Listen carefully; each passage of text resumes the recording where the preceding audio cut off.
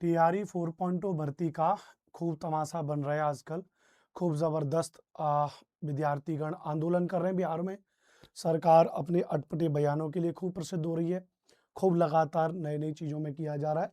एक ऐसा ही चीज़ें और देखी गई हैं। टीआरई में 4.0 में जो वैकेंसीज़ बढ़नी चाहिए, उस बात को लेकर के गांधी मैदान स्थित जेपी गोलंबर के पास शुक्रवार को प्रदर्शन कर रहे टीआरई 4 के अभ्यर्थियों को बैरिकेडिंग पर रोकते पुलिसकर्मी।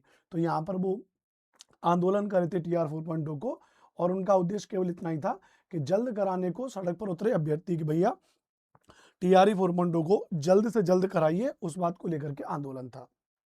2 पॉइंट थे इसके।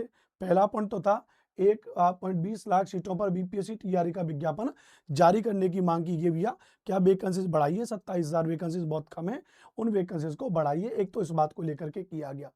हालांकि वैकेंसी बढ़ाने को तो आंदोलन पहले भी चले हैं, है ना, 2-4 दिन, 4 दिन, 8-10 दिन, 15-20 दिन, महीने भर से इस बात पे तो आंदोलन खूब चल ही रहा है, ध्यान रखना।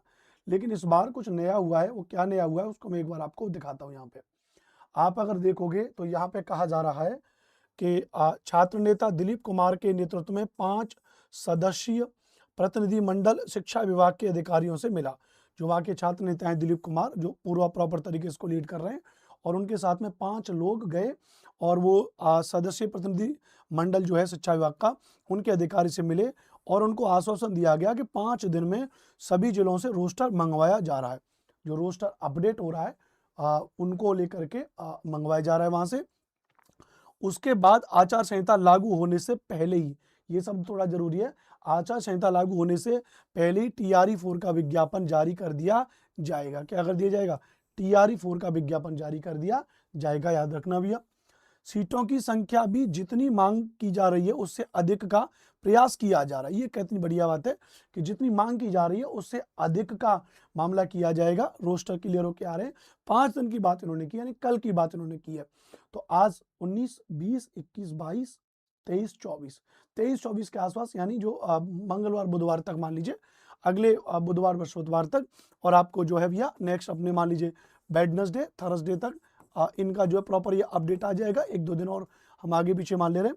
उसके बाद आचार संहिता लगनी है। अक्टूबर में आपको पता है चुनाव होंगे, तो मान लीजिए कि फिर ये सितंबर के लास्ट वीक में आचार संहिता लगेगी। तो उससे पहले कह रहे हैं ये कि छात्र नेता दिलीप कुमार ने कहा कि सरकार आचार संहिता से पहले विज्ञापन जारी नहीं करती है, तो चुनाव में बिहार के अभ्यर्थी सरकार के विरोध में वोट करेंगे। अगर मांगे सरकार मान लेती है तो सरकार के पक्ष में वोट करेंगे। तो ये एक बड़ा, कहते हैं ना, टर्निंग पॉइंट साबित होगा, क्योंकि लाखों विद्यार्थी और टीआरई का इंतजार कर रहा है। और इन्होंने साफ उनसे कह दिया है कि भैया कि अगर मांगे नहीं मांगेगी तो हम आपके विरोध में वोट करेंगे, और अगर मान लेगी तो आपके पक्ष में वोट करेंगे।